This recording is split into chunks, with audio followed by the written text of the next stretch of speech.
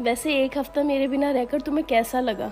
बहुत सुकून सुकून नहीं आ रहा था दिल को, तुम्हारी बड़ी कमी महसूस हो रही थी। वैसे मेरी याद तो आई होगी तुम्हें। हाँ हाँ बहुत याद आई, हर सेकंड याद आई। ये कॉल किसकी आ रही तुम्हारे फोन पे? ये पड़ोसन मुझे क्यों फोन कर रही है? रुको देखती हूँ। हेलो। हेलो। जी बताइए। अरे बहन जी, आप भी कितनी लापरवाह हैं। क्यों? अरे कल जब आप लोग रोमांस कर रहे थे तब आपका दरवाजा खुला हुआ था। पता नहीं किस किस ने देखा होगा। आगे से ये सब करने के पहले दरवाजे का थोड़ा ध्यान रखिएगा प्लीज। ओके। ये फंस गया। लगता है इसके दिमाग पे गहरा सदमा पहुंचा है। तुम हंस क्यों रही हो? मुझे रोमांस करते हुए कौन देखेगा? मैं तो एक हफ्ते से यहाँ थी ही नहीं। पागल। लेकिन एक मिनट, मेरे जाते ही तुम इतने लापरवाह हो गए कि तुम दरवाजा बंद करना ही भूल गए।